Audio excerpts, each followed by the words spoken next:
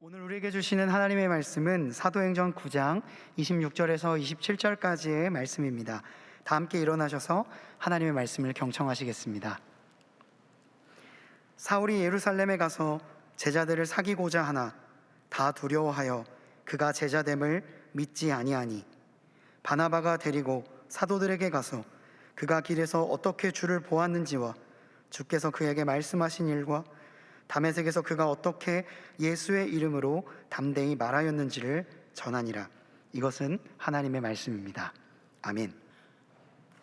어느 날 갑자기 여러분들의 모습이 딱 된 것은 아닐 겁니다. 내가 입고 있는 옷, 내가 먹고 있는 음식, 지금 이 자리에 앉아 있는 것 또한 누군가의 도움이 조금은 아니면 아주 절대적으로 많이 개입되어 있습니다. 더 나아가 우리가 지금 마주하고 있는 나의 모습이 있기까지는 누군가가 보여준 도움과 애정도 있을 것입니다. 물론 모든 상황이, 이 세상 전체가 다 나에게 친절한 것은 아니죠. 그러나 그렇다고 하여 아무런 도움도 받지 않았다라고 말할 수는 없을 겁니다. 이 도움에는 물질적인 것뿐만 아니라 정신적인 것, 더 나아가서는 언어적인 것과 비언어적인 것까지 다 포함되어 있을 겁니다. 예를 들자면 누군가가 보여주었던 따스한 시선, 누군가가 내가 잘 되기를 바라며 속으로 품었던 마음, 가족 중 누군가가, 우리 할머니, 할아버지가, 아니면 친한 친구가 괜찮아, 넌 잘할 수 있어 라고 말했던 그 한마디 말까지 다 여러분들이 지금까지 오는 데 있어서 도움을 주었던 모든 것들의 범주에 들어갈 겁니다. 그러한 도움은 내가 기억하지 못하고 있을지도 모르는, 아니면 내가 인지조차 하지 못하고 있을 도움이었습니다. 여기에 크리스천인 가족들이 주변에 있다면, 크리스천 친구가 한 명이라도 있다면 여러분들은 누군가가 나를 위해 기도해 주었던 경험도 해보셨을 것입니다. 누군가 나를 위해 시간을 두고 공간을 떼어 기도하고 있다라는 것을 아는 사람, 그 사람은 정말 큰 도움을 받은 사람이라고 할 수 있습니다. 아마 우리가 기억조차 하지 못할 수 있는 그 천사와 같은 사람은 친히 하나님과 나 사이의 중재자가 되어서 내가 잘 되기를, 내가 조금 더 나은 삶을 살기를 기도해 주었을 것입니다. 우리가 스스로를 인정하지 못하고 구석으로 나 자신을 몰아갈 때에도, 아무런 확신을 가지지 못한 채 두려워하고 있을 때에도, 처절하게 실패해서 나만의 공간에 갇혀 자기 혐오를 반복하고 있을 때에도 누군가는 여러분들의 가능성을 보아주고 있었다는 거죠. 그랬던 사람이 한 명이라도 생각난다면 여러분들은 복받은 사람입니다. 그런 사람이 여러분들의 주변에 있다면 그것은 그 어떤 것보다 큰 여러분들의 복입니다. 생각나지 않는다면 괜찮습니다. 그러나 기억해야 할 것은, 내가 기억하든 기억하지 못하든 여러분들을 잘 되기를 바라는 누군가가 반드시 있었다라는 것만 기억하시면 됩니다. 이상하지만 세상에는 자신의 시간과 노력, 심지어 돈과 마음까지도 타인을 위해 사용하고, 나와 하나님과의 관계가 더 나아지게 하기 위해서, 나와 다른 사람들의 관계가 더 나아지기를 바라는 마음으로 자신을 희생했던 사람들이 있습니다. 오늘은 그 사람 중에 한 명, 초대교회의 이상한 중재자였던 바나바에 대해서 말씀을 좀 나눠보고자 합니다. 초대교회에서 가장 센세이션한 사건이 무엇이었는가라고 누군가에게 물어본다면 아마 상당수의 사람들이 사울의 회심을 선택할 것입니다. 초대교회를 잔멸하려고 했던 사울이 다메섹으로 가던 그 길에, 그것도 그리스도인들을 죽이러 가고 있던 그 길에 예수님을 만납니다. 그리고 회심하여 이제는 그리스도를 전하는 복음 전도자가 되게 되죠. 그는 예수님을 만난 즉시로 각 회당에서 예수가 하나님의 아들이심을 전파합니다. 그리스도인 사냥꾼이었던 사울이 갑자기 그리스도인이 되어 복음의 전달자가 되었다니, 이 사람을, 그 사실을 사람들이 믿었을까요? 아니요. 아무도 믿지 않았습니다. 절대로 믿고 싶지도 믿으려 하지도 않았습니다. 이것 또한 함정일 것이다 라고 생각을 했어요. 왜냐하면 다메섹으로 가던 길은 그가 직접 대제사장에게 승인을 받아서 가는 길이었기 때문입니다. 자기 스스로 죽여도 되느냐, 잡아도 되느냐 허락을 받고 다메섹으로 가고 있었기 때문에 사람들은 다메섹에 도착한 그가 아무리 내가 이제 당신들을 이해하게 되었고 당신들을 품게 되었고 나 또한 여러분들과 같다라고 하는 그 말을 절대로 믿으려 하지 않았을 겁니다. 오히려 우리 공동체의 근거지가 어디인가, 우리가 지금 어디에 숨어 있는가를 더 잘 알기 위해서 스스로 밀정이 된 것이 아니냐라고 사람들이 생각했었습니다. 그가 어떤 사람이었나요? 얼마 전 스데반이 돌에 맞아 순교할 때 그 장면을 통쾌하게 바라보던 사람입니다. 결국 그가 죽임을 당하게 되었을 때에도 일말의 가책을 느끼지 않고 그가 죽임당함을 마땅히 여겼던 사람이 바로 사울입니다. 그랬던 그가 갑자기 생각을 바꿨다니요. 그랬던 그가 갑자기 이제는 우리를 이해한다니요. 사람이 어떻게 한순간에 바뀝니까?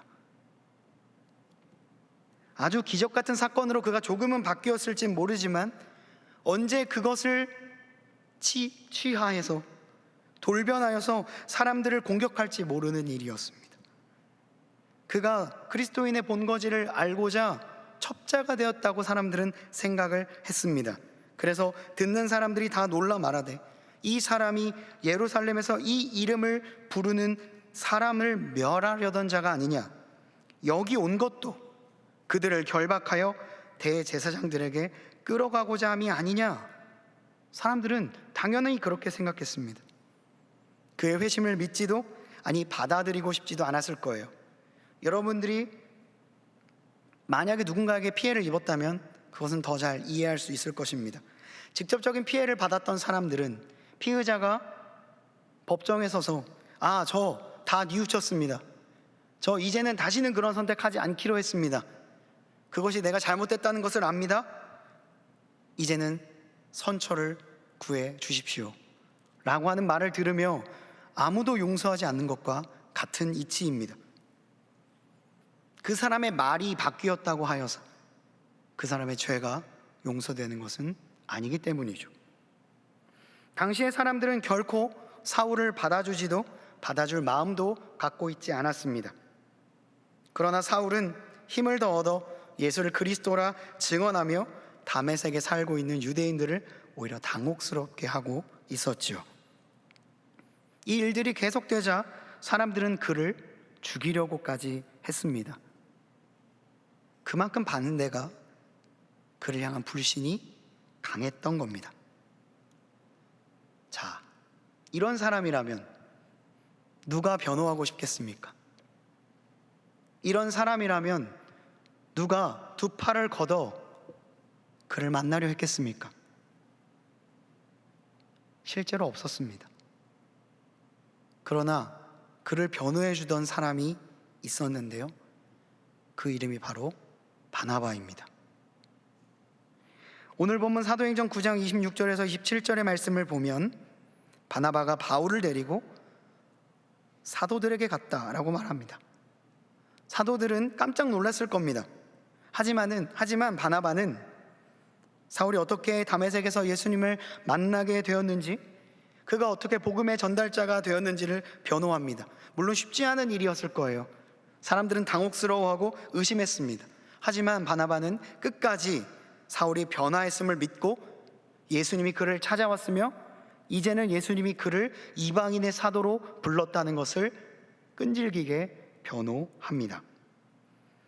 오늘 본문 27절에서 바나바가 사도들에게 사울을 소개할 때에 사용했던 단어, 성경은 디에게오마이라고 하는 헬라어를 사용하고 있는데, 이 단어는 변론하다, 아주 상세하게 그를 돕다라고 하는 의미를 갖고 있습니다. 사람들은 모두 사울을 멀리했지만 바나바는 그를 한 사람으로 인정해주고 그가 앞으로 하게 될 참회의 기록들, 그가 하게 될 수많은 일들을, 그 가능성을 바라봐 주었습니다. 물론 사울이 그동안 했던 모든 잘못을 말 한마디로 뉘우치고 아무 일도 없었다는 듯이 사역에 들어간 것은 결코 아니었습니다. 만약에 그러했으면 진짜 사울은 죽었을지도 모릅니다.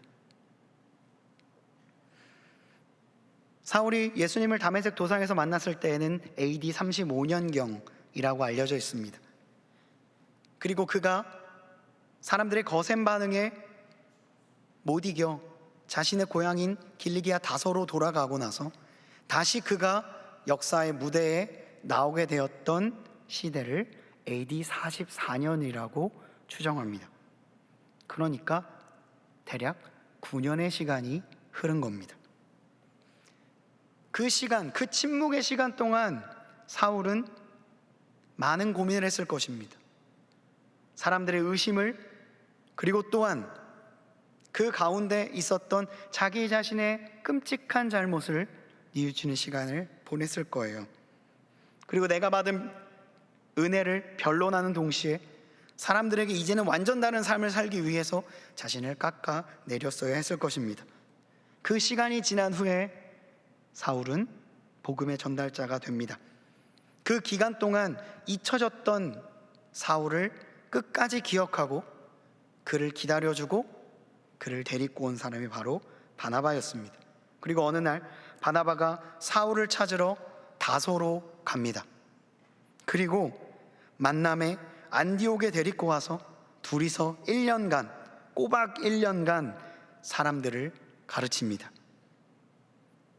그 1년 동안 여전히 모진 반대를 받았을 것이고 예수님의 가르침을 지키고자 부단히 노력하는 1년을 보냈을 것입니다. 그 결과 안디옥에서 어떤 일이 일어났는지 아십니까? 제자들이 안디옥에서 비로소 그리스도인이라 일컬음을 받게 됩니다. 이 모든 것이 사울 개인의 사역이었을까요? 이제는 이름도 바울로 바꾼 그 바울이 뛰어나서였을까요? 저는 이 모든 사역에 있어서 바나바의 끊임없는 지지와 기다림이 있었다고 생각합니다. 그가 이방인의 사도로서 쓰임을 받기 위해서, 하나님의 온전한 사역을 감당하게 하기 위해서 끊임없이 기다려주고 그를 믿어주었던 바나바. 성경은 사울을 찾아간 바나바를 이렇게 평가합니다. 바나바는 착한 사람이요 성령과 믿음이 충만한 사람이라 이에 큰 무리가 주께 더하여 지더라. 그가 물론 바울을 왜 그렇게 감싸는지 사람들은 이해하지 못했고 그를 위해 기도하고 있는 바나바를 이상한 사람이라고 여겼지만 사람들과 사울 사이에 이 이상한 중재자가 되기를 자처했던 바나바로 인하여서 위대한 사도 바울이 있을 수 있었습니다. 바나바는 정말 음식에 맛을 내고 사라지는 소금처럼, 어둠 가운데 빛을 내는 빛처럼 그런 삶을 살아갔던 사람입니다. 그렇게 사울과 바나바가 함께 팀을 이루어 전도 여행을 하면서 복음이 온 유대와 사마리아와 땅끝까지 이르러 편만하게 전파되게 됩니다. 이 말씀은 예수님께서 승천하시기 전에 제자들에게 말했던 명령이었고 그것을 이뤄가는 데 있어서 정말로 흠투성이었던 사울과 그리고 그를 끝까지 기다려줬던 바나바가 그 모든 사역을 감당하는 키맨들이 되었다는 거죠. 그것이 자격 없다 여겨졌던 사람 사울, 사람들의 반대를 무릅쓰고도 그를 지지하고 가능성을 봐주었던 바나바로 인하여서 이 사역들이 이루어지게 되었습니다. 그렇게 멋지게 팀을 이루어서 첫 번째 전도 여행까지 잘 마친 바울, 그리고 바나바. 그런데 두 번째 전도 여행을 앞두고 전도했던 지역을 돌아보자는 의견에서 둘이 부딪히게 됩니다. 바로 마가라고 하는 사람을 그 팀에 다시 넣느냐 아니면 빼느냐 하는 문제였죠. 마가는 바나바의 생질, 즉 사촌이었습니다. 마가에 대해서 조금만 더 설명을 하자면, 흔히 우리가 알고 있는 최후의 만찬, 그리고 오순절 성령 강림이 이루어졌던 마가의 다락방, 그 마가입니다. 그는 1차 전도여행을 시작할 당시에 선교에 함께 동참하고 싶었습니다. 그래서 그 여행에 직접 참여하게 되죠. 그러다가 중간에 그만두고 돌아갔습니다. 여러분, 어떤 일을 하고 싶어서 투입됐다가 도저히 여건이 안 돼서 내 시간도 안 되고, 그리고 내 역량도 부족하고, 때로는 피치 못할 사정으로 인하여서 중도에 하차했던 경험이 혹 있으십니까? 그 경험은 나에게 있어서 그렇게 유쾌한 경험은 아닐 것이고, 사람들이 나를 보는 시선도 꽤 달갑지 않았다는 것을 여러분들은 잘 알고 있을 겁니다. 그는 실제로 바울과 및 동행하는 사람들이 바보라고 하는 곳에서 배를 타고 밤빌리아에 있는 버가에 이뤘을 때, 이 마가라고 하는 요한은 그들에게서 떠나 예루살렘으로 돌아가게 됩니다. 그의 이름이 원래 요한이거든요. 마가라 하는 요한.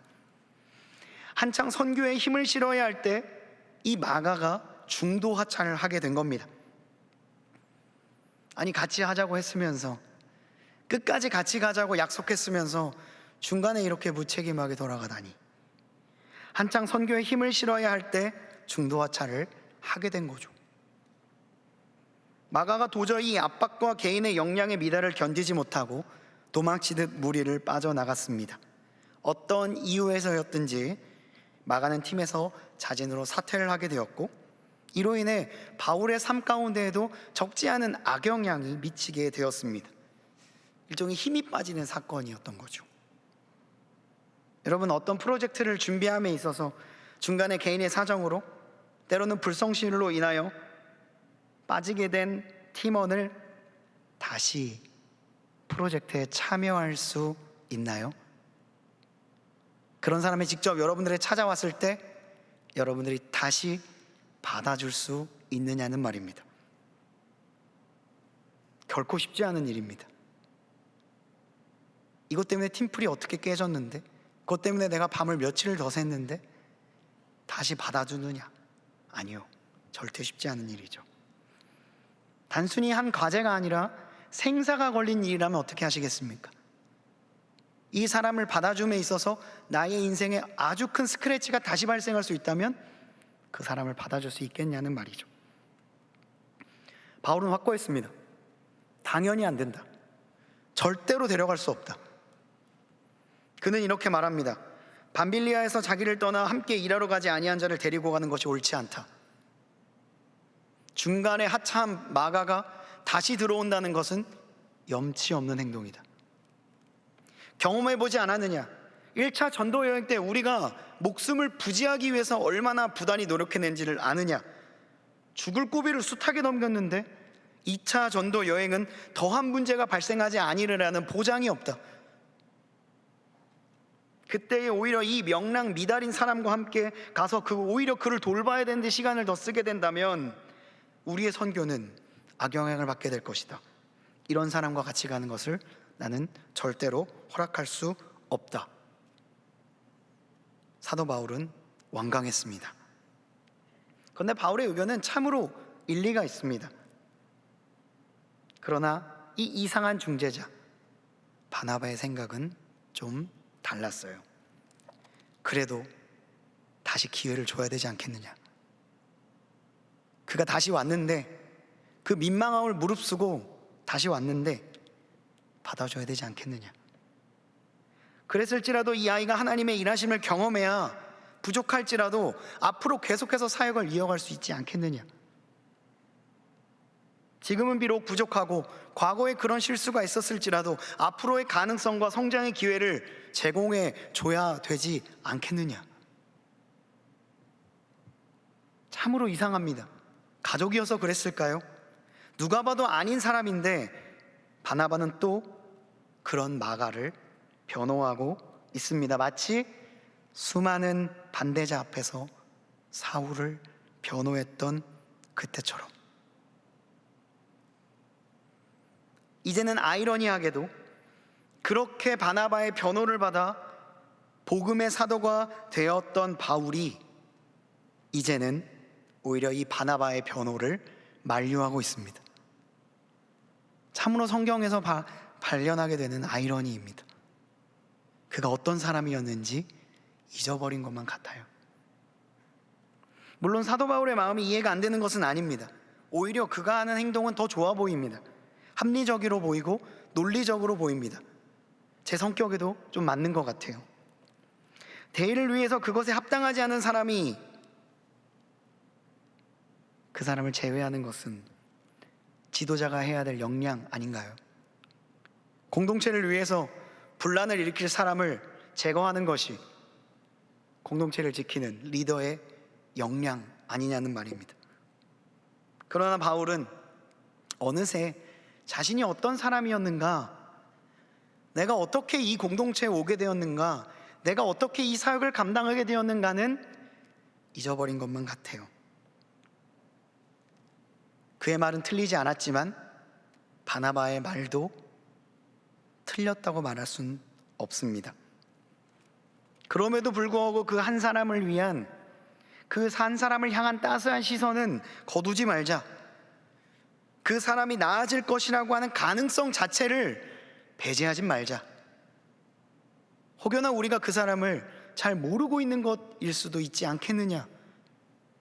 그 사건이 우리가 알고 있는 사실 중과 다를 수도 있지 않겠느냐. 우리의 완벽함으로 사역이 이루어지는 것이 아니기 때문에 하나님의 완벽하심이 임하는 사건이 우리의 사역이라면 부족한 사람일지라도 오히려 그를 빚어, 오히려 그 실수를 딛고 일어날 수 있는 하나님의 사람이 될 수 있지 않겠느냐. 이런 부족한 사람들을 모아서 하나님의 일을 하시는 것이 하나님의 사역이 아니겠느냐. 바울과 바나바의 의견 다 일리가 있기 때문에 둘 사이의 의견이 좁혀지지 않습니다. 둘 다 하나님의 나라를 위한 일을 하고 있었기 때문에 좀처럼 좁혀지지가 않아요. 그래서 참 안타깝게도 성경은 이 대화의 마지막을 이렇게 언급하고 있습니다. 서로 심히 다투어 피차 갈라서니. 해피엔딩이었으면 좋았을 텐데. 그 위대한 이방인 선교의 첫 단추가 꿰어지고 나서 둘은 갈라섭니다. 참으로 안타까운 사건입니다. 절충안을 찾았다면 어찌 보면 더 큰 일을 할 수도 있었을 텐데, 아니, 또 모르는 일입니다. 절충안을 찾았더라도 이 일이 어떻게 바뀌었을지 모르기 때문이죠. 결국 팩트는 이 둘은 의견 차이를 좁히지 못하고 그렇게 바울은 실라와 함께 수리아와 길리기아로 갑니다. 그리고 바나바는 마가를 데리고 구브로, 자신의 고향인 키프로스로 돌아가 사역을 이어갑니다. 둘 다 갈라섰다고 해서 사역을 안 한 건 아닙니다. 둘 다 피차 갈라서서 각자의 다른 지역을 각자 함께 동역자와 함께 이 사역을 이어갑니다. 저는 이 장면을 보면서 옳고 그름에 나누는 걸 좋아하는 저로서는 참으로 큰 딜레마에 빠졌습니다. 바울도 맞는 것 같고 바나바도 맞는 것 같고, 때로는 공동체 가운데 이런 문제로 고통받고 있는 부서의 이야기를 듣거나 친구들의 이야기를 들으면 이 사람의 말도 맞는 것 같고 저 사람의 말도 맞는 것 같습니다. 단호한 사람의 말도 맞고 때로는 포용하자는 사람의 말도 맞는 것 같습니다. 그 가운데서 저도 동일하게 고민을 했습니다. 그러나 사울의 생각에는 동의하지만 바나바가 했던 이 행동이 참으로 가치 있다는 행동이었음이 지워지지는 않았습니다. 예를 들어 보겠습니다. 어떤 사람이 완벽하게 그 일을 해야만 이 일을 할 수 있다고 생각하는 공동체라면 과연 누가 하나님의 일을 할 수 있겠습니까? 우리 중에 하나님의 일을 흠없이 완벽하게 이룰 수 있는 사람만이 이 자리에 서야 된다면 저는 당장 이 자리에서 내려가야 될 겁니다. 우리 중에 누가 이 자리에 오를 수 있겠습니까? 바나바는 우리에게 말하고 있는 겁니다. 우리 모두 부족한 사람입니다. 우리는 모두 하나님의 도움이 필요한 사람입니다. 그래서 실제로 사울이 유대인들에게 그 모진 비난을 받고 있을 때 그에게만큼은 따스한 시선을 바나바가 보내주었던 거죠. 그는 그때 사울에게 보냈던 시선을 그대로 마가에게도 보내자고 말하고 있는 겁니다. 할 수 있을 것이다. 부족하더라도 이 사람을 좀 믿어주자. 그런데 이것을 받아들이지 않는 바울의 완강함을 보며 바나바는 약간의 야속함을 느꼈던 것이겠죠. 복음서에, 더 나아가 성경 전체에서 가장 중요한 사건이라고 할 수 있는 것은 예수님의 십자가 사건입니다. 네 복음서 모두 이 사건에 대해서 아주 자세하게 기록하고 있죠. 증언자가 많다 보니 4개의 복음서끼리도 동일한 이야기가 겹치는 일들이 대부분입니다. 이것을 공관복음이라고 합니다. 그런데 그중 마가복음에만 유일하게 기록되어 있는 구절이 있습니다. 성경에 이런 얘기도 있나 싶을 정도로 좀 특이한 이야기입니다. 한번 들어보시죠. 한 청년이 벗은 몸에 배 호디부를 두르고 예수를 따라가다가 무리에게 잡힘에 배 호디부를 버리고 벗은 몸으로 도망하니라. 예수님이 십자가에 달려서 돌아가시는 그 사이에 그 어느 복음서도 기록하지 않고 이 복음서에서만 배 호디부를 두르고 있던 남자가 자신이 예수 그리스도의 제자라는 게 밝혀질까 두려워 그 이불을 다 버리고 빨개 벗고 도망갔다는 이야기가 있다는 거죠. 아주 부끄럽고 민망한 이상한 사건입니다. 제가 갑자기 바울과 바나바 사이의 다툼, 그 가운데 있었던 마가 이슈를 다루다가 갑자기 도망간 한 청년의 이야기를 하고 있을까요? 많은 성서학자들은 연구를 통해 이렇게 추정하고 있습니다. 도망갔던 그 남자가 마가다. 예수님을 버리고 도망갔던 제자, 한 번이 아니었구나. 예수님을 버리고 도망갔던 그 사람, 그것도 모자라 바울의 선교 여행에서 중도 포기했던 그 사람, 그 부족하고도 부족한 사람이 바로 마가구나. 아무리 생각해도 마가는 옹졸한 사람처럼 보입니다. 이 의지박약의 청년, 사고뭉치 마가는 훗날 어떤 삶을 살았을까요? 그냥 계속 그렇게 중간에 포기하고 중간에 또 그만두고 사람들에게 실망만 안겨주고 그렇게 살았다더라 성경이 말하고 있을까요? 마가는 부족해도 계속해서 사역을 감당했습니다. 바울에게 인정은 받지는 잘 못했을지 모르지만 자신이 할 수 있는 최선을 다해서 사역을 감당했습니다. 키프로스에서요. 시간이 많이 흘렀습니다. 바울도 많은 사역에 의미 있는 일들을 했습니다. 그래서 자신의 아들과 같은 사람 디모데에게 편지를 보냅니다. 그리고 그 디모데후서 4장 11절에 이렇게 말하죠. 내가 올 때에 마가를 데리고 오라. 그가 나의 일에 유익하니라. 시간이 흘러서 다시 만난 마가는 바울에게 유익한 사람이 되어 있습니다. 더 나아가 빌레몬에게 보낸 편지, 빌레몬서에서는 마가를 동역자라고 부릅니다. 부족한 사람이었지만 자신의 사역을 끝까지 감당하며 하나님의 신실한 제자가 되기 위해 애썼던 마가, 기독교 전승에 따르면 어부였던 베드로는 자신이 바로 옆에서 경험했던 원초적인 그리스도, 바로 옆에서 보았던 수많은 기적, 그리고 그를 통해 발견하게 되었던 자신의 변화를 말로써 풀어갑니다.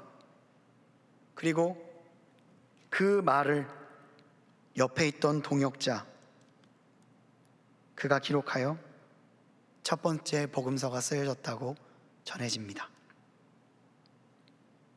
가장 짧지만 가장 원초적인 예수님의 옆모습을 담고 있기 때문에 가장 생생하게 예수님을 이야기하고 있는 성경, 가장 첫 번째 쓰여진 복음서이자 모든 복음서의 원자료가 되었던 놀라운 성경, 그 복음서의 이름은 마가복음입니다.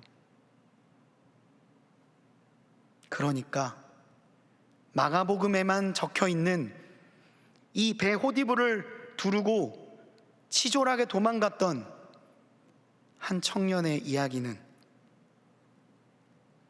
마가 자신의 이야기였습니다. 내가 그런 사람이었다. 내가 주님을 버리고 도망갔던 사람이었다. 내가 중간에 다 포기하고 사람들에게 욕먹었던 사람이다. 그게 바로 나다 라고 말하고 있는 겁니다. 의지박약, 사고뭉치, 자격미달, 실수투성이, 답이 없는 사람, 그런 단어로 정의되었던 마가입니다. 그러나 그가 시간이 흘러 지금 우리가 보고 있는 가장 권위 있는 복음서의 첫 번째 책, 초대교회의 신실한 제자가 되어 있습니다. 그가 어떻게 그런 사람이 될 수 있었을까요? 그 개인의 능력 때문이었을까요? 그 개인의 변화? 그가 갑자기 어느 날 갑자기 완전히 다른 사람으로 변했기 때문이었을까요? 아니요. 그를 애정어린 눈으로 바라봐주고 남들이 뭐라고 하든지 그를 믿어주고 그의 가능성을 인정해준 누군가 때문이었습니다. 그 사람이 바로 바나바였습니다. 겉모습이 아닌 가능성을 보았던 그의 놀라운 인내, 흔들리지 않는 지지가 그리스도인 사냥꾼을, 그 사울을 위대한 선교자 바울로 만들었고, 의지박약이었던 청년 마가를 성경의 저자 마가로 바꾸었던 겁니다. 여러분, 여러분들의 인생에 아주 많은 것들은요, 지금 여러분들이 누리고 있는 것들, 경험하고 있는 것들은 여러분 혼자 이룬 게 아닙니다. 누군가가 여러분들을 바나바와 같은 시선으로 바라보아 주었기 때문이에요. 여러분들의 겉모습이 아닌 여러분들의 가능성을 바라보며 누군가가 응원해 주었기 때문입니다. 부정할 수 없는 사실입니다. 그렇다면 혹시 여러분들은 주변 사람들을 어떤 시선으로 보고 있습니까? 실제로 살아가다 보면요, 그냥 지하철만 타도 사람에게 희망을 갖지 못하게 될 때가 있습니다. 인류애라는 것이 애시당초 없는 것처럼 느껴질 때가 있습니다. 우리는 믿었던 사람들에게 정말 많이 배신을 당하기도 하고, 기대했던 사람들의 기대 이하의 행동을 보며 실망할 때가 있습니다. 그러나 그 가운데에서도 사람에 대한 희망을 놓지 않는 사람들이 있었습니다.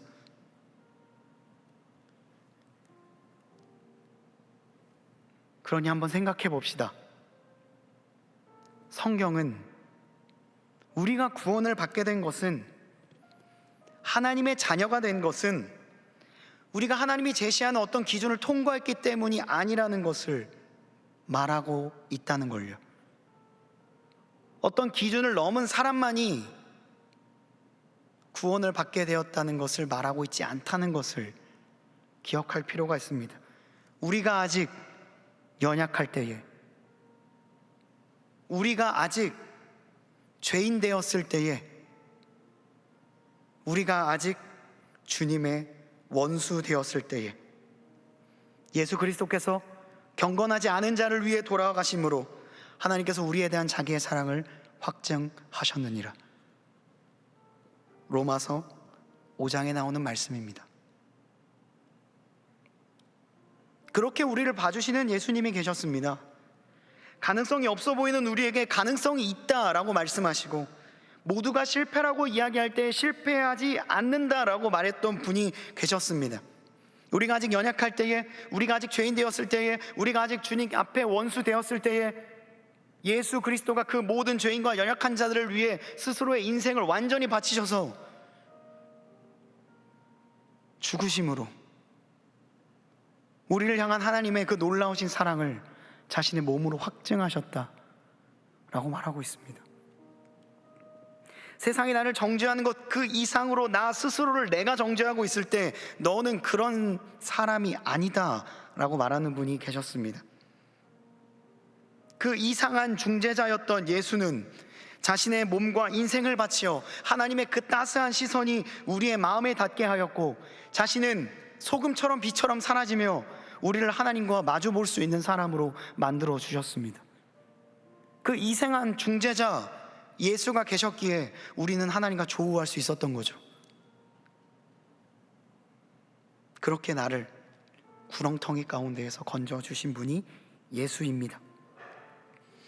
그런 예수님뿐만 아니라 그런 시선으로 나를 바라봐 주었던 바나바와 같은 사람이 있었습니다. 내가 그리는 조악한 그림에 박수를 치며 손이 아물지 않아 삐뚤빼뚤 글씨를 쓰는 것도 최고의 글씨라고 여겨주며,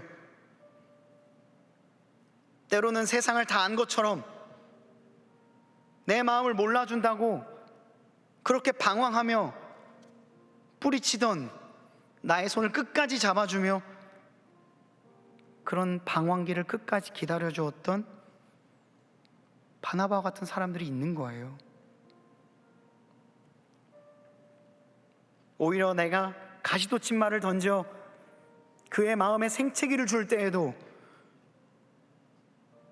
그 사랑을 변치 않고 내려주었던 바나바와 같은 사람들이 있었기 때문에 여러분들이 지금 이 자리에 있을 수 있는 겁니다. 모두가 나를 인정하지 않을 때 굴만의 굴에 숨어 감옥에 스스로를 가두어 놓았을 때에도 찾아와 손을 내밀었던 사람이 있었습니다. 길리기아 다소에서 9년간 있는 사울에게 손을 내밀었던 바나바 같은 그 손길을 나의 인생 가운데 내밀어 주었던 사람이 분명히 있습니다. 여러분들이 교회 학교를 나왔다면 여러분들이 기억하지 못하는 선생님들이 그 역할을 했을 것입니다. 여러분들을 바라보며 눈물로 기도했던 전도사님들이 있었을 것이고, 더 나아가 여러분들의 부모님, 여러분들의 그리스도인 친구, 여러분들을 바라보며 응원해줬던 선생님이나 그 어떤 무명의 사람들이 여러분들이 지금 이 모습을 만들어냈을 거라는 거예요. 그런 이상하고도 신실한 중재자들이 있었다는 거죠.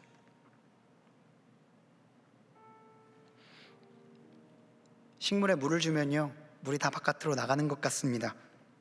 그러나 기억하시지요? 물이 그냥 흘러가는 것 같아도 그 물이 식물을 살리고 있다는 걸. 예수님이 우리를 향해 보여주었던 그 사랑, 이유 없이 나를 사랑하는 그 사랑, 아무런 자격 없어도 조건 없이도 나를 바라보셨던 그 사랑이 여러분들을 주님 앞으로 이끌었습니다. 그러니 이제 우리 기꺼이 이상한 중재자가 됩시다. 여러분들이 바라보는 세상, 여러분들이 만나는 사람들,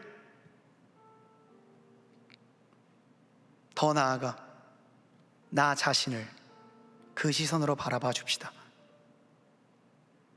세상이 뭐라 말하든, 사람들이 뭐라고 정의하든 나를 온전히 정의하고 계신 하나님의 시선을 나에게 비추이는 오늘이 되었으면 좋겠습니다. 혹여나 이 자리에 나 스스로 나는 안 돼, 난 이렇게 넘어졌어, 내가 지난번에도 실패했고 지난 프로젝트에서도 빠졌고 지난번 내가 호기롭게 도전했다가 완전히 다 망쳐버렸어. 나는 그냥 그런 사람이야 라고 생각하는 분이 있다면 기억합시다. 그 사실이 바뀌지 않았을지라도 그것만큼이나 확실한 주님의 시선도 변하지 않았다는 것. 내가 나를 아는 것보다 주님이 나를 더 잘 아시고 오히려 더 정확하게 하신다는 것을, 그렇게 여러분들을 가둬놓았던 스스로의 감옥에서 릴리즈, 해방합시다.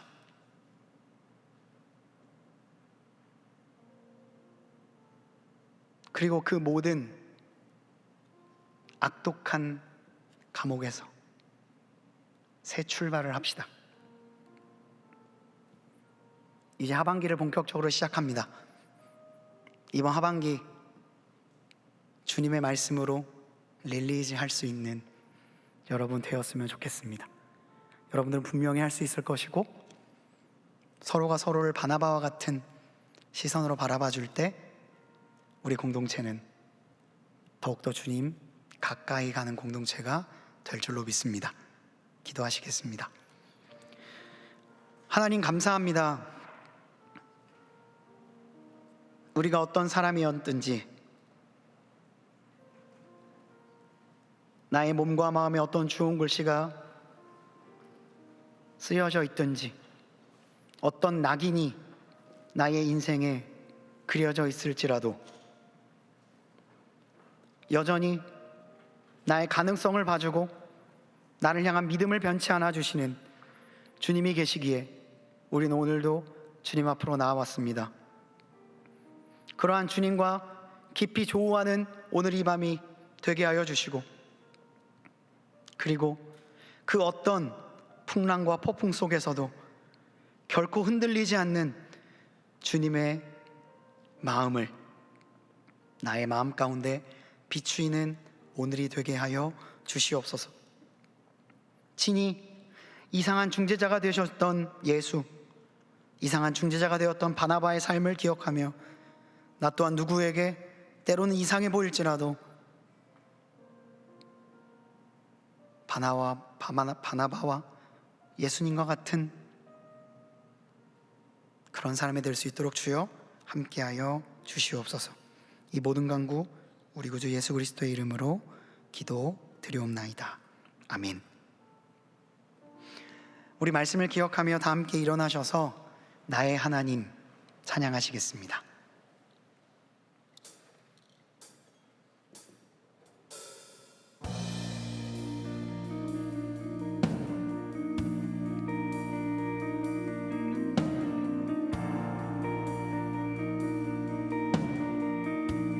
나의 사랑, 나의 사랑, 너는 어여쁘고 차귀하다.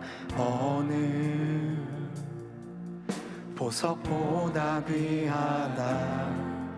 내가 사랑스럽지 않을 때 너를 온전히 사랑하고 너와 함께하려 내가 노라.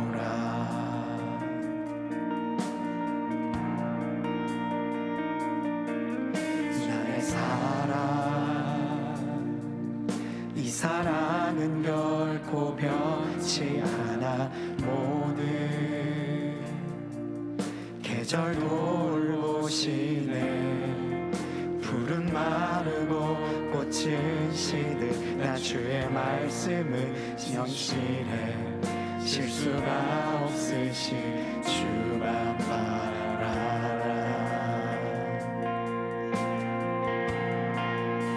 주님의 나라와 뜻이 나의 삶 속에 임하시며 주님 알기를 주만 보기를 소망해.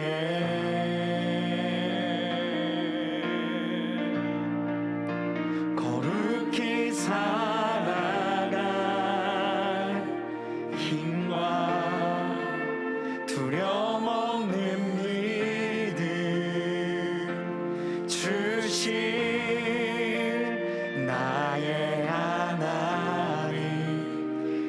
완전한 사랑 찬양해. 우리 다시 한번 처음부터 찬양합시다. 나의 사랑,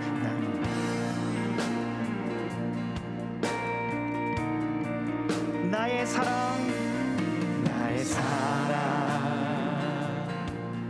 너는 어여쁘고 자귀하다. 어느 보석보다 귀하다. 내가 사랑스럽지 않을 때 너를 온전히 사랑하고 너와 함께하려 내가 왔노라. 주의 사랑, 주의 사랑, 그 사랑은 결코 변치 않아. 모든 계절 돌보시네. 푸른 마르고 꽃은 시들 나 주의 말씀은 신실해. 실수가 없으시 주만 바라라. 주님의 나라와 주님의 나라와 뜻이 나의 삶 속에 임하시며 주님 알기를 주만 보기를 소망해.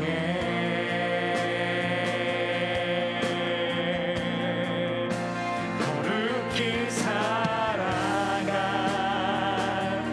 힘과 두려움 없는 믿음 주실 나의 하나님. 완전한 사랑 찬양해. 주님의 나라, 주님의 나라와 뜻이 나의 삶 속에 임하시며 주님 알기를 주만 보기를 소망해.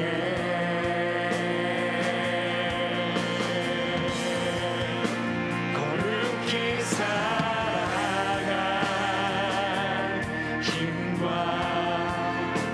두려움 없는 믿음 주실 나의 하나님. 완전한 사랑 찬양해. 우리 이 시간 함께 기도하길 원합니다. 여러분들은 여러분 스스로를 어떻게 정의하고 계십니까? 더 나아가 여러분들은 지금 타인을 어떻게 보고 계십니까? 너무나도 내 마음이 강팍하여 나를 있는 그대로의 모습으로 나를 보지 못하고, 더 나아가 타인에게 얄궂은 시선으로 그들의 가능성을 내가 묵살하고 있는 것은 아닙니까? 그 시선이 나에게로 돌아와 나의 인생을 재단하고 나의 인생을 어떠한 감옥 가운데 가두어 놓고 있지는 않으십니까? 이 시간 주님께 기도합시다. 주님의 시선이 나에게 비치게 하여 주시옵소서. 주님이 나에게 보여주셨던 그 시선이 오늘 내 마음을 움직여 나의 삶의 감옥을 풀어 나를 그 감옥 안에서 벗어나게 하는 해방의 날을 우리에게 허락하여 주시옵소서. 나를 보는 시선, 타인을 보는 시선이 변화되어 바나바와 같은 삶, 주님과 같은 시선으로 이 땅과 나를 바라보게 하여 주시옵소서. 이 시간 함께 기도하며 나아가도록 하겠습니다. 아버지 하나님, 우리의 삶이 어떻게 정의되어야 될지 우리는 때로 혼란스럽습니다.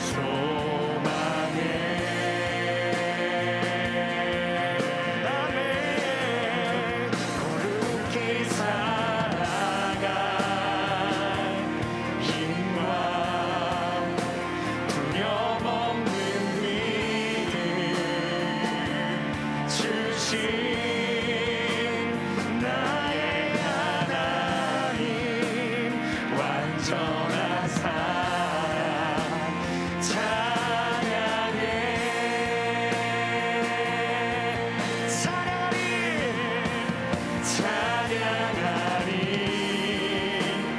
만군의 주 영원히 함께 하시네 존귀하신 사랑의 왕 영원히 통치하시네 우리 목소리로 그 찬양합니다. 주님의 나라와 뜻이 나의 삶 속에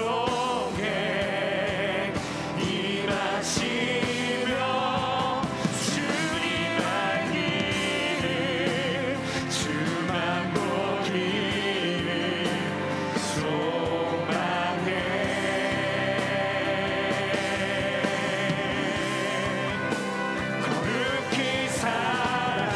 거룩히 살아갈 힘과 두려움 없는 믿음 주신 나의 하나님 완전한 사랑 찬양해 주님의 나라와 주님의 나라와 뜻이 나의 삶 속에 임하시며 주님 알기를 주만 보기를 소망해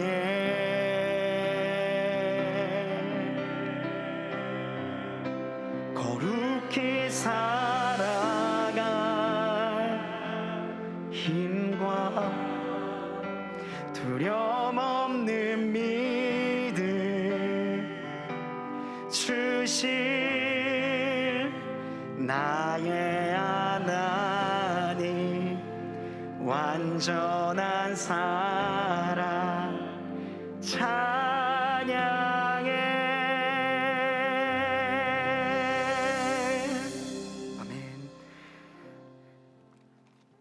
9월 이달의 말씀을 함께 믿음으로 선포하시겠습니다. 오직 성령의 열매는 사랑과 희락과 화평과 오래 참음과 자비와 양선과 충성과 온유와 절제니 이 같은 것을 금지할 법이 없느니라. 아멘. 이제는 우리 구주 예수 그리스도의 은혜와 하나님의 사랑하심과 성령님의 교통하심이 우리가 연약할 때에, 죄인 되었을 때에, 원수 되었을 때에 우리를 품으신 하나님, 그렇게 자기의 신의 사랑을 확증해 주신 하나님, 그 하나님이 나의 하나님임을 고백하며 나 또한 누군가를 하나님의 시선으로 바라보고 기도하고 응원하는 바나바와 같은 삶을 선택할 것을 결단하는 모든 주님의 자녀들 머리머리 위에, 이들의 학업과 일터, 가정과 만나는 모든 사람 위에 이제로부터 영원토록 함께 하시기를 간절히 축원하옵나이다. 아멘.